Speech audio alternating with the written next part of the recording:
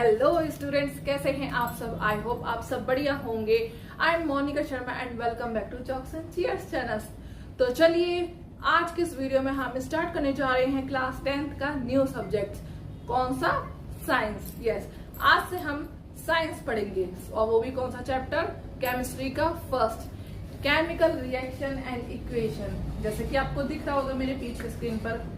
सो बच्चों, इस चैप्टर को समझने से पहले हम एक छोटी सी चीज समझेंगे। क्या आप अपनी डेली लाइफ में बहुत सी चीजें देखते होंगे, यानी बहुत से चेंजेस देखते होंगे अपने सराउंडिंग में, आसपास जो भी आपको देखने को मिलता होगा। ठीक है, फिजिकल चेंज हो गया, केमिकल चेंज हो गया।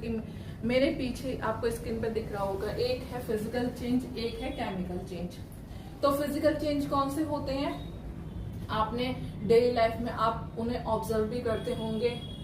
क्या होते हैं फिजिकल चेंज? जो रिवर्सिबल होते हैं। क्या होते हैं? जिनका नेचर रिवर्सिबल होता है। जैसे कि मेल्टिंग ऑफ आइस। आइस का नेचर क्या है? पानी बनना, पानी से फिर सॉलिड बन जाना, पानी बनना फिर बर्फ बनना। ये क्या है? एक फिजिकल चेंज है। और क्या होता है इसमें? एनर्जी बहुत ही मिनिमम या फिर कोई एनर्जी चेंज नहीं होती, या कम होती है या बिल्कुल भी नहीं होती। और इसकी प्रॉपर्टीज क्या होती है? रिमेन सेम रहती है। मतलब जिसकी प्रॉपर्टीज हैं ये सेम ही रहती हैं। सिंपल वे, फिजिकल चेंज वो होते हैं जिसमें मतलब चाहे उसका शेप चेंज हो जाए, चाहे साइज में चेंज हो जाए, चाहे वो क्या कहते हैं उसके स्टेट चेंज हो जाए, पर उसकी प्रॉपर्टी सेम रहती है। मतलब वो कोई न्यू सब्सटेंस फॉर्म नहीं करती। जैसे कि इसमें आप देख रहे होंगे क्या रहती है, उसकी प्रॉपर्टी सेम रहती है। और वो कोई भी नया प्रोडक्ट यानी कि सब्सटेंस, कोई भी नया सब्सटेंस फॉर्म नहीं करती है। अब जैसे कि एग्जांपल मैंने आपको बताया था, मेल्टिंग ऑफ आइस। क्या होता है? आइस क्या है? बर्फ, यानी सॉलिड है। सॉलिड है, फिर उसकी स्टेट क्या हो जाती है? चेंज हो जाती है। सॉलिड से भी क्या हो जाता है? लिक्विड हो जाता है। तो क्या होगा? उसकी स्टेट चेंज हो गई। बर्फ से वो पानी बन गया और फिर वो पानी से बर्फ बन जाएगा। हो गया ना रिवर्सिबल हो गया ना। फिजिकल चेंज क्या है? जो रिवर्स हो जाए। ठीक है, तो मेल्टिंग ऑफ आइस क्या है? फिजिकल चेंज है। सॉलिड से क्या हुआ? लिक्विड। लिक्विड से क्या हुआ? गैस। गैस से क्या हुआ? फिर सॉलिड। सॉलिड से लिक्विड। इस तरह से क्या है, ये रिवर्स होता रहता है। तो इसकी क्या प्रॉपर्टीज में कुछ चेंज आया? नहीं है। तो वाटर ही ना। क्या है वो? है तो वाटर ही। भाई पानी से ही बर्फ बनता है, बर्फ से ही पानी।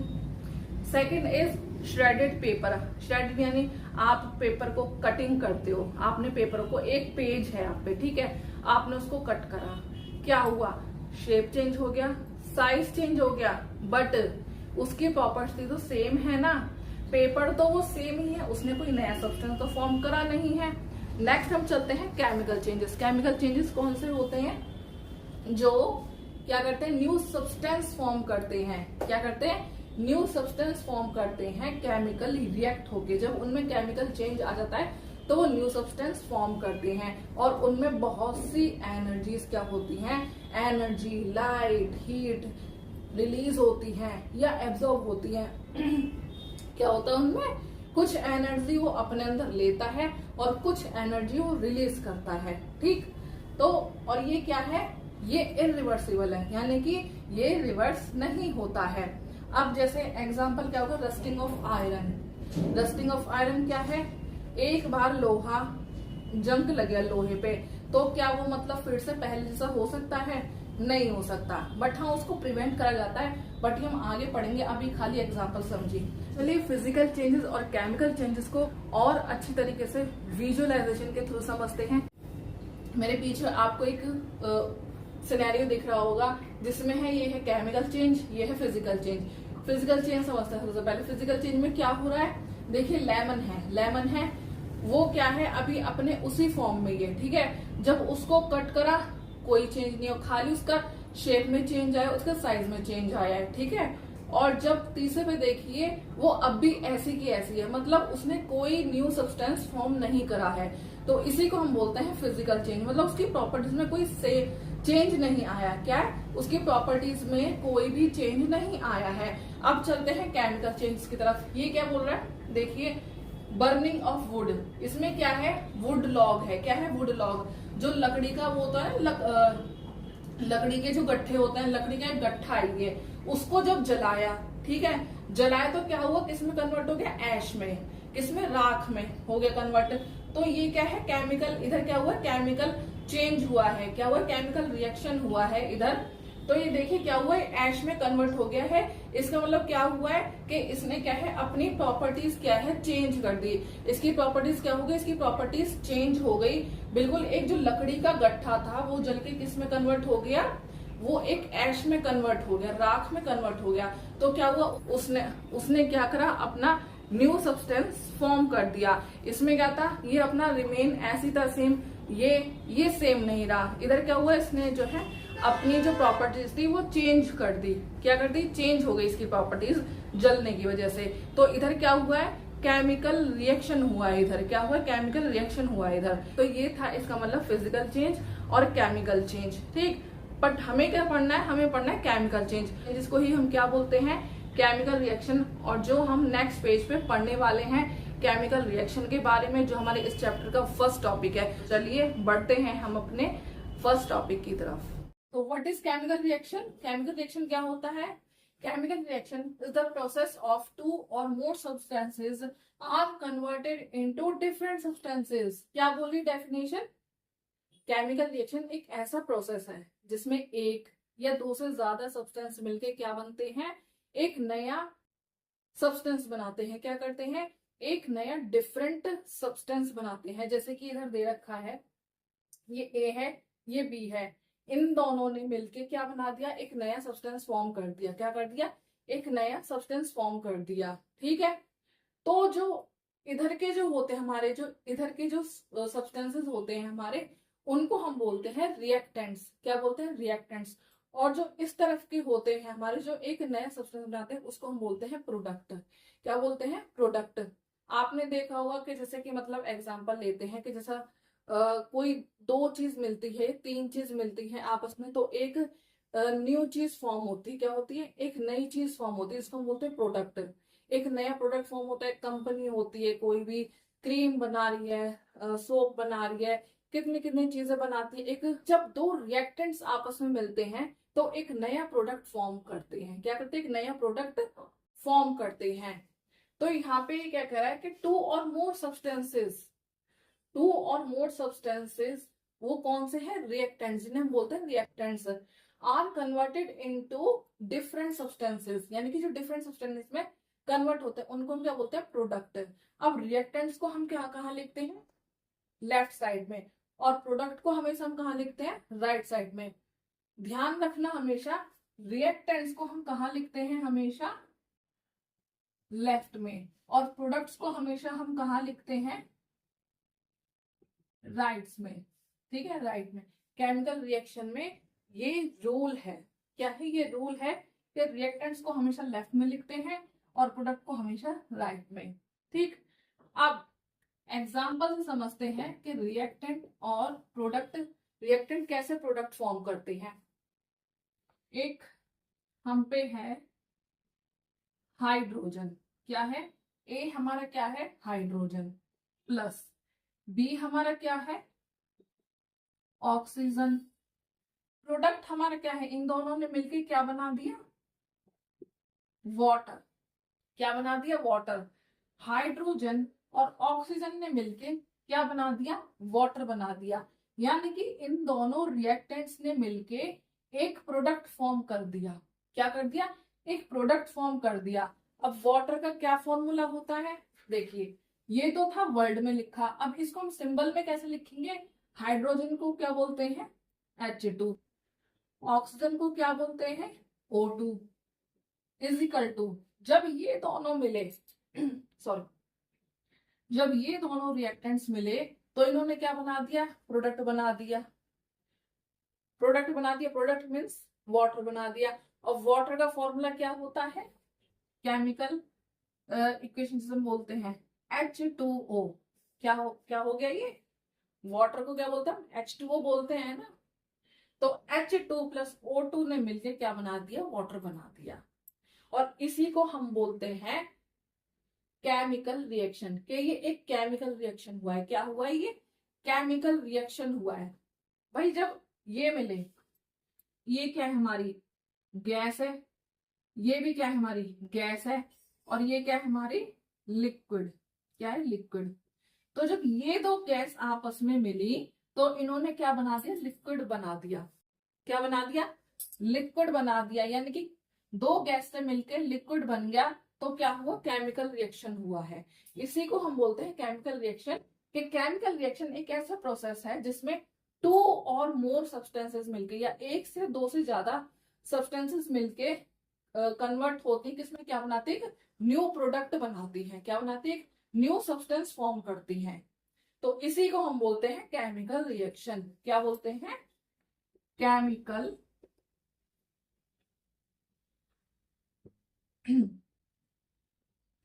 रिएक्शन। क्या बोलते हैं बच्चों, केमिकल रिएक्शन। आए समझ। अब जब केमिकल रिएक्शन होता है तो हमें पता कैसे चलता है कि हाँ केमिकल रिएक्शन हुआ है। जब केमिकल रिएक्शन होता है तो हमें पता कैसे चलता है कि केमिकल रिएक्शन हुआ है। तो उसके कुछ क्या है, प्रॉपर्टीज हैं। कैसे, जब केमिकल रिएक्शन के दौरान कुछ चेंजेस आते हैं, क्या होते हैं, केमिकल रिएक्शन हुआ तो कुछ चेंजेस भी होते हैं। तो वो चेंजेस क्या है, चलिए नेक्स्ट पेज पे पढ़ते हैं। तो चलिए पहला चेंज क्या है हमारा, चेंज इन स्टेट। क्या है पहला प्रॉपर्टी, क्या है हमारी केमिकल रिएक्शन की, जब केमिकल रिएक्शन होता है तो उसके स्टेट में चेंज आता है। स्टेट में चेंज मतलब जैसे कि हमने फिजिकल चेंज पढ़ा था, सॉलिड से लिक्विड हुआ, मेल्टिंग हुआ है आइस, सॉलिड से लिक्विड हुआ, लिक्विड से गैस हुआ। इसी को हम बोलते हैं स्टेट में चेंज आना। बट ये तो फिजिकल चेंज है, हम तो केमिकल चेंज की बात कर रहे हैं। इसमें कैसे होता है कि जब हाइड्रोजन गैस, हमने से पीछे एग्जाम्पल पढ़ा था, जब हाइड्रोजन गैस और ऑक्सीजन गैस यानी दोनों क्या हुई, गैस मिलके क्या बनाया उन्होंने, वाटर बनाया यानी लिक्विड। गैस से क्या हुआ, लिक्विड। तो क्या हुआ, स्टेट चेंज हो गया, वो गैस से लिक्विड के फॉर्म में चेंज हो गया। तो क्या हुआ, स्टेट चेंज हो गया। तो उसको बोलते हैं हम चेंज इन स्टेट। ठीक, यहाँ पे आपको जैसे दिख भी रहा होगा। Next is change in colour. Next property क्या है, चेंज इन कलर। जब केमिकल रिएक्शन होता है तो कलर में भी चेंज आता है। कलर में चेंज मतलब जब हम आयरन नेल, आयरन की जो लोहे की जो कील होती है उसको जब हम कॉपर सल्फेट सॉल्यूशन में डालेंगे, एक हमने क्या है बीकर में कॉपर सल्फेट सॉल्यूशन लिया, उसमें हमने आयरन नेल डाल दी, ठीक है। तो क्या हुआ, वो सॉल्यूशन ब्लू से ग्रीन हो गया। क्या हुआ, ब्लू से ग्रीन हो गया, जैसे आपको दिख रहा होगा क्या हो रहा है, उसका कलर चेंज हो गया, ब्लू से क्या हो गया, ग्रीन हो गया। तो ये थी हमारी दो प्रॉपर्टीज। नेक्स्ट चलते हैं थर्ड प्रॉपर्टीज पे। प्रॉपर्टीज हमारी चेंज इन टेम्परेचर। टेम्परेचर में चेंज आता है जब केमिकल रिएक्शन के दौरान टेम्परेचर में किस तरह से चेंज आता है, कुछ हमें एनर्जी क्या है रिलीज हो रही है, यानी हीट रिलीज हो रही है, हीट निकल रही है उसमें से, उसको हम क्या बोलते हैं, एक्सोथर्मिक रिएक्शन, यानी कि हीट बाहर निकल रही है। कुछ केमिकल रिएक्शन के दौरान हीट क्या होती है, एब्जॉर्ब हो रही है। क्या हो रही है, हीट एब्जॉर्ब हो रही है, यानी अंदर ले रही है, वो हीट को क्या कर रही है, एनर्जी को अंदर ले रही है, हीट को अंदर ले रही है। उसको हम बोलते हैं एंडोथर्मिक रिएक्शन। एक्सोथर्मिक से एक्स यानी एग्जिट यानी बाहर निकल रही हीट, एंडोथर्मिक यानी एंड इन यानी अंदर आ रही है, हीट क्या है अंदर आ रही है। तो ये दो तरह के जो है इसमें चेंजेस देखने को मिलते हैं टेम्परेचर में। नेक्स्ट है इवोल्यूशन ऑफ गैस। अब गैस का इवोल्यूशन कैसे होता है, रिएक्शन होता है तो उसमें गैस का कैसे इवोल्यूशन होता है, उसमें हाइड्रोजन गैस निकलती किसके थ्रू, बबल्स के थ्रू। जब आप देखते होंगे कोई रिएक्शन होता है तो क्या होता है, ऐसे गैस सी निकलती है, क्या निकलती, गैस सी निकलती है, आपको दिखाई देती है, बबल्स दिखाई दे निकल रही है, वो हाइड्रोजन गैस निकल रही है, उसी को हम बोलते हैं इवोल्यूशन ऑफ गैस। ठीक, अब नेक्स्ट पेज पे हम लास्ट प्रॉपर्टी पढ़ते हैं। लास्ट बोल रहे हैं हमारी फॉर्मेशन ऑफ प्रेसिपिटेशन, मतलब प्रेसिपिटेशन का फॉर्मेशन। अब सबसे पहले जानो प्रेसिपिटेशन होता क्या है। नॉर्मल सी बात है, नॉर्मल, गंगा जी तो सभी नहाए होंगे हरिद्वार जाके, ठीक है, सभी ने क्या करा होगा, गंगा जल लाते हैं अपने घर में, है ना, गंगा जल लाते हैं। तो क्या होता है, जब आप गंगा जल घर में लेकर आते हैं तो क्या होता है, कुछ दिन बाद आप देखो जो उसकी नीचे क्या होता है, एक मिट्टी सी कलेक्ट हो जाती है। क्या होती है, एक मिट्टी जो है उसकी नीचे इकट्ठी हो जाती है। क्या होती है, अनसॉल्युबल होती है, वो इनसॉल्युबल होती है। क्या होती है वो, इनसॉल्युबल यानी अनसॉल्युबल, जो डिजोल्व नहीं होती। तो वो नीचे क्या होती है, इकट्ठी हो जाती है, उसी को हम बोलते हैं प्रेसिपिटेशन। क्या बोलते हैं?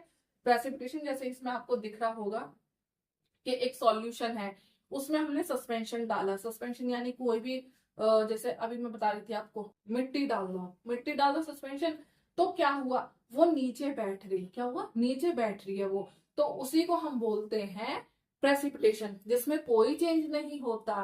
मतलब चेंज तो होता है बट वो इनसॉल्युबल रहता है, डिसॉल्व नहीं होता। तो उसी को हम बोलते हैं precipitation.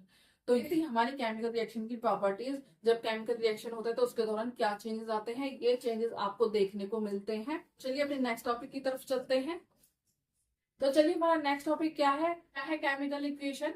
Chemical equation is the symbolic representations of chemical reaction with the help of symbols and formula.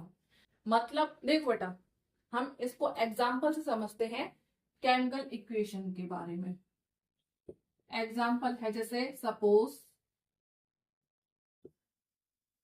Burning of coal. मतलब हमने क्या है, कोयला जलाया है। क्या करा? कोयला जलाया। तो उसमें से क्या निकली? कार्बन प्लस जो हवा है, हवा क्या है? ऑक्सीजन। दोनों मिलके क्या बना? Carbon dioxide. क्या बन गया? Carbon dioxide. ये क्या है? हमारा गैस है। क्या है? हमारी गैस। ये भी क्या है? गैस। और ये क्या बन गया हमारा? ये भी क्या बन गई? गैस। क्या बन गई? गैस। दोनों रिएक्टेंट्स जब मिले तो क्या बन गया? न्यू प्रोडक्ट फॉर्म हो गया। क्या हो गया? जब दो रिएक्टेंट्स मिले तो एक नया प्रोडक्ट फॉर्म हो गया। कार्बन और ऑक्सीजन मिले तो कार्बन डाइऑक्साइड बन गया। क्या बन गया? कार्बन डाइऑक्साइड बन गया। हमने कोयला जलाया, उसमें से क्या निकला? कार्बन निकला। प्लस जो हवा में ऑक्सीजन थी वो इसमें ऐड हो गई। और जब ये ऐड हो गई तो इन्होंने क्या बना दिया? एक नया प्रोडक्ट बना दिया, जिसको हम बोलते हैं कार्बन डाइऑक्साइड। ठीक। अब इसको हम बोलते हैं, ये क्या हो गया? ये तो हो गई हमारी वर्ड इक्वेशन। क्या हो गई? Word equation. इन्हें तो हम शब्दों वाली इक्वेशन बोल रहे हैं, पर हमें क्या बोलनी? Chemical equation. केमिकल इक्वेशन क्या होती है? जब हम इनको सिंबल्स में रिप्रेजेंट करते हैं, सिंबॉलिक रिप्रेजेंटेशन क्या करते हैं? सिंबल्स में। कार्बन क्या है हमारा? सी। ऑक्सीजन O2 और carbon dioxide CO2। Carbon dioxide का फॉर्मूला ये होता है ना, CO2। कार्बन का सिंबल C, ऑक्सीजन का O2, कार्बन डाइऑक्साइड का CO2। तो बन गया ना। और इसी को हम बोलते हैं, क्या बोलते हैं? केमिकल इक्वेशन, जो सिंबल्स की फॉर्म में होती है। किसमें?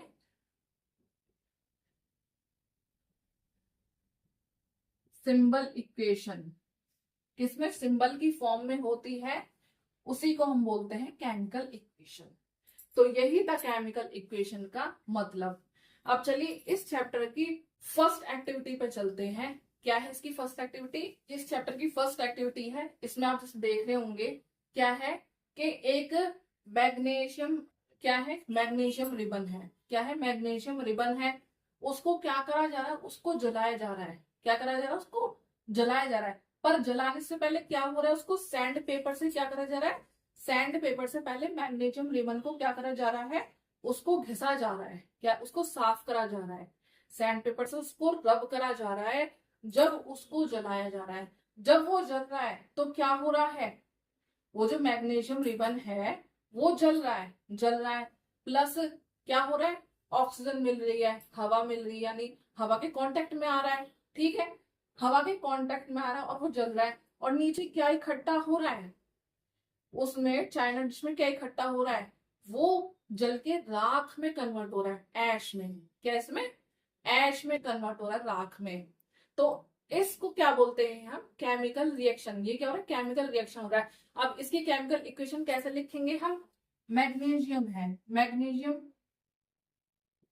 लिखो, मैग्नीशियम प्लस ऑक्सीजन। भाई हवा के कांटेक्ट में आ रहा है ना, तो जब जब मैग्नीशियम और ऑक्सीजन मिला आपस में तो क्या बन गया, मैग्नीशियम ऑक्साइड। ये दो रिएक्टेंट मिलके क्या बने, एक नया प्रोडक्ट फॉर्म हो गया। क्योंकि क्या हुआ है, केमिकल रिएक्शन फॉर्म हुआ है भाई, क्या हो गया, उसका स्टेट चेंज हो गया, स्टेट चेंज हो गया, उसका साइज चेंज हो गया, और अब वो रिवर्सिबल भी नहीं है। क्यों, मैग्नीशियम रिबन क्या था, वो रिबन की फॉर्म में था, अब क्या बन गया, वो ऐश बन गया, यानी वो राख बन गया। क्या हो गया, वो राख बन चुकी है वो। तो क्या वो दोबारा से मैग्नीशियम मैग्नीशियम रिबन बन जाएगा, नहीं बनेगा। तो इसी को हम बोलते हैं केमिकल चेंज, और केमिकल चेंज से जो निकल के आता है उसको हम बोलते हैं केमिकल रिएक्शन। ये केमिकल रिएक्शन हुआ है, और केमिकल जब रिएक्शन होता है तो हमारी बनती है केमिकल इक्वेशन। केमिकल इक्वेशन कैसे बनती है, ये तो वर्ड की फॉर्म में है। अब इसको समझने के लिए हम क्या करते हैं, सिंबल की फॉर्म में लिखते हैं। मैग्नीशियम का सिंबल क्या होता है, Mg। ऑक्सीजन का O2। और क्या होएगा, मैग्नीशियम ऑक्साइड को क्या बोलते हैं हम, बताइए। और इधर हम लगा देंगे 2। क्यों लगाया, अभी हम समझेंगे। क्या बन गया, 2MgO, यानी मैग्नीशियम ऑक्साइड। क्या बन गया ये हमारा मैग्नीशियम ऑक्साइड, और इसी को हम क्या बोलते हैं, केमिकल इक्वेशन। जब केमिकल रिएक्शन होता है तो केमिकल इक्वेशन बनती है। क्या होता है, केमिकल इक्वेशन बनती है। जब मैग्नीशियम रिबन जला, ऑक्सीजन की कांटेक्ट में आया, तो दोनों रिएक्टेंट जब मिले आपस में, उन्होंने एक क्या कर दिया, प्रोडक्ट फॉर्म हो गया। क्या हो गया, प्रोडक्ट फॉर्म हो गया।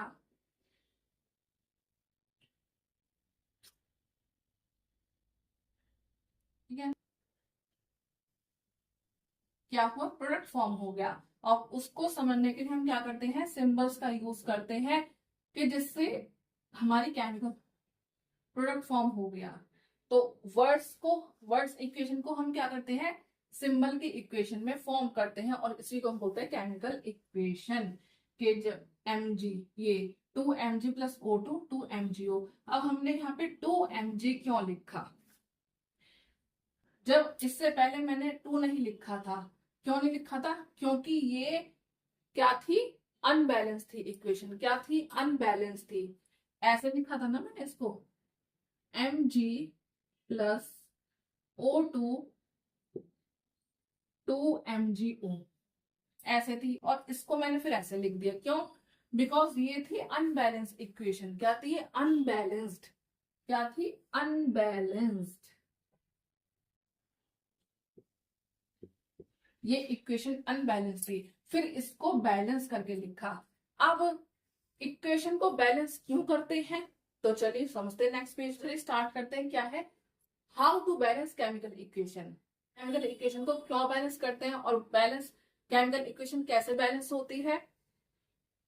जो अनबैलेंस इक्वेशन होती है बच्चों, क्या होती है, सबसे पहले हम लिखते हैं स्टेप फर्स्ट। क्या है, स्टेप फर्स्ट हमारा क्या होता है, अनबैलेंस्ड इक्वेशन जो होती है हमारी। क्या थी unbalanced equation, Mg plus O2 और क्या थी, 2MgO। ठीक, अब इसको बैलेंस, इसका फिर सेकंड स्टेप क्या है, इसको हम बैलेंस करते हैं। क्या करते हैं, बैलेंस। अब बैलेंस कैसे करते हैं, और क्यों बैलेंस करना जरूरी है केमिकल इक्वेशन को, because law of conservation of मास बोलता है कि जितने नंबर ऑफ एटम्स रिएक्टेंट्स में है, उतने ही नंबर ऑफ एटम्स प्रोडक्ट्स में होने चाहिए। क्या, जितने नंबर ऑफ एटम्स, ये जो है एटम्स रिएक्टेंट्स में है, उतने ही नंबर ऑफ एटम्स प्रोडक्ट में भी होने चाहिए। जब ही वो हमारी बैलेंस इक्वेशन कहलाई जाएगी। क्या कहलाई जाएगी, बैलेंस्ड इक्वेशन कहलाई जाएगी। और उस केमिकल इक्वेशन को बैलेंस कैसे करते हैं, हिट एंड ट्रायल मेथड से। किससे, हिट एंड ट्रायल मेथड से। देखिए इधर, हिट एंड ट्रायल मेथड से। अब ये हिट एंड ट्रायल मेथड क्या होता है, ये देखिए, एक छोटी सी टेबल बनाइए। इसमें क्या है, एलिमेंट नेम लिखने हैं। इधर आप लिखिए नंबर ऑफ रिएक्टेंट्स, इधर लिखिए नंबर ऑफ प्रोडक्ट्स। ठीक, क्या बनाएंगे हम? पहले टेबल बनाएंगे, इधर लिखेंगे एलिमेंट नेम, इधर लिखेंगे नंबर ऑफ रिएक्टेंट्स, इधर लिखेंगे number of products. Element name क्या है? एलिमेंट यानी सिंबल क्या है? Mg। एक एलिमेंट हो गया हमारा, दूसरा ऑक्सीजन O। दो एलिमेंट हो गए। खाली एलिमेंट नेम, कोई मॉलिक्यूल कोई एटम नहीं, खाली एलिमेंट नेम। जितने एलिमेंट होंगे उतने एलिमेंट नेम लिखेंगे। इसमें खाली कितने? दो थे, एक मैग्नीशियम एक ऑक्सीजन, मैग्नीशियम ऑक्सीजन। ठीक, अब नंबर ऑफ रिएक्टेंट्स। रिएक्टेंट्स क्या है हमारे? ये ना रिएक्टेंट्स, इनको हम क्या बोलते हैं? रिएक्टेंट्स। और इनको हम क्या बोलते हैं? प्रोडक्ट्स। अब नंबर ऑफ रिएक्टेंट्स, Mg का नंबर ऑफ रिएक्टेंट्स कितना है? 1। यहाँ पे 1 है भाई, जब किसी के आगे कुछ होता तो 1 ही तो होता है, तो कितना नंबर ऑफ रिएक्टेंट्स? 1। इसमें कितना प्रोडक्ट में नंबर ऑफ रिएक्टेंट? 2। क्या है? 2, तो यहाँ हम लिखेंगे 2। अब ऑक्सीजन, ऑक्सीजन पे चलो, नंबर ऑफ एलिमेंट नेम हमारा ऑक्सीजन, कितने इसमें? 2। कितने? 2। और इसमें 1 है। क्या है? 1 है। इसके आगे पीछे एक ही तो है, ये रहा 1। अब इसको हम क्या करेंगे? बैलेंस्ड। कैसे करेंगे? अब जब यहाँ पे देखिए, यहाँ पे 1 है, यहाँ पे क्या है? 2। तो जहां 1 होता है उसको 2 से मल्टीप्लाई कर सकते हैं, बिल्कुल कर सकते हैं। इसको बैलेंस करना है ना, जब यहाँ 2 है तो यहाँ भी 2 करेंगे, तो इसको 2 से मल्टीप्लाई कर देंगे, ये भी हो जाएगा 2। तो हमारा क्या हो गया? क्या आ गया? ये 2mg। ठीक है, क्या आ गया? 2mg। O2 यही आ जाएगा। तो इतना ही हमने लिख दिया। अब ये देखो, अब क्या हुआ? यहाँ पे तो भाई Mg के आगे 2 है। अभी देखिए यहाँ पे नंबर ऑफ प्रोडक्ट 1 है, ऑक्सीजन। इसको और इसको अगर में बैलेंस करेंगे कैसे? यहाँ पे 2 है, यहाँ पे 1 है, तो भाई हमें यहाँ भी तो 2 चाहिए। क्या चाहिए? यहाँ भी तो 2 चाहिए। तो क्या करेंगे? 2 से मल्टीप्लाई, तो हो गया 2 1 2। तो ये हमारा 2 यहाँ पे ऑलरेडी है, यहाँ ये ना। जब ये 2 आगे होता तो समझे पूरा 2 है, अगर 4 होता तो पूरा 4 होता। तो इस तरह से क्या हुआ? हमने अपनी इक्वेशन बैलेंस कर दी। इस तरह से क्या है, हम सारी इक्वेशन को क्या करते हैं? बैलेंस करते हैं। चलो एक और नेक्स्ट एग्जांपल लेते हैं जो अच्छा समझ आएगा आपको। Fe प्लस H2O बराबर Fe। तो चलिए हमारी नेक्स्ट केमिकल इक्वेशन, ये क्या है? अनबैलेंस्ड है। क्या है ये? अनबैलेंस्ड है। इसको हमें बैलेंस करना है। ये क्या है हमें? रिएक्टेंट्स। ये क्या है? प्रोडक्ट। जब रिएक्टेंट्स मिले तो प्रोडक्ट फॉर्म हो गया। तो चलिए कैसे करेंगे? पहले हम क्या लिखेंगे? Element name. इसको हम क्या बोलते हैं? Fe को आयरन, जैसे मैग्नीशियम को Mg, Fe को आयरन। इसका सिंबल क्या होता है? Fe। आयरन का सिंबल क्या होता है? Fe। और ये H2O, ये तो सबको ही पता है, वाटर। ठीक है, ये भी आयरन ऑक्सीजन हाइड्रोजन। क्या है? Iron oxygen hydrogen. ठीक है, तो चलिए पहले क्या लिखेंगे हम? Element name. तो क्या क्या एलिमेंट है हमारे पास? इसी में कर लेते हैं। क्या एलिमेंट है हमारे? एक है Fe, एक क्या है? ऑक्सीजन, और एक क्या है? हाइड्रोजन। 3 एलिमेंट हो गए। Fe, hydrogen, oxygen. Fe, hydrogen, hydrogen, oxygen. 3 element हो गए। अब नंबर ऑफ रिएक्टेंट्स कितने हैं? रिएक्टेंट्स देखिए, इधर कितना है? 1। तो क्या लिखेंगे? 1। हाइड्रोजन में कितना है? 2। लिखो 2। ऑक्सीजन में कितना है? 1। ठीक है, हमने रिएक्टेंट्स लिख दिए। अब प्रोडक्ट की बारी। ये प्रोडक्ट है। क्या है? प्रोडक्ट। इसमें कितने वो हैं? एटम्स कितने? कितने एटम्स है प्रोडक्ट में? ये 3।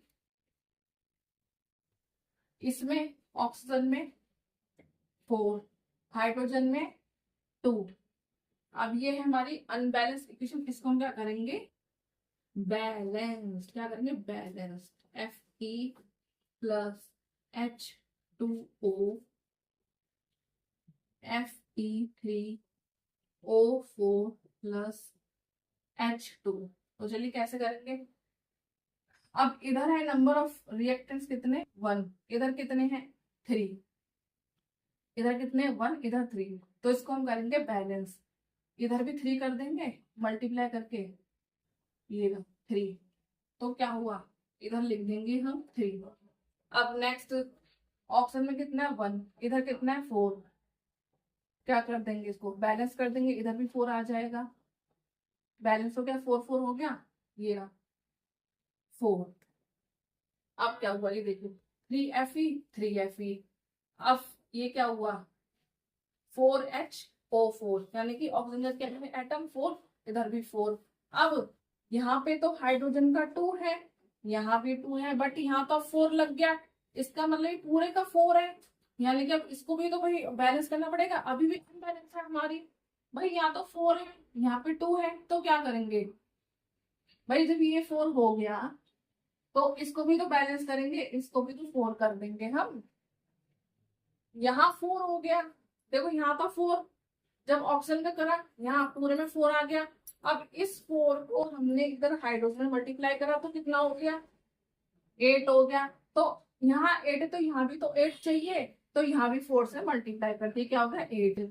तो क्या हुआ, यहाँ हम क्या कर देंगे 4, यहाँ भी 4 हो गया ना, 4 2 सा 8। तो अब ये हमारी हो गई बैलेंस इक्वेशन। क्या होगी हमारी इक्वेशन बैलेंस्ड।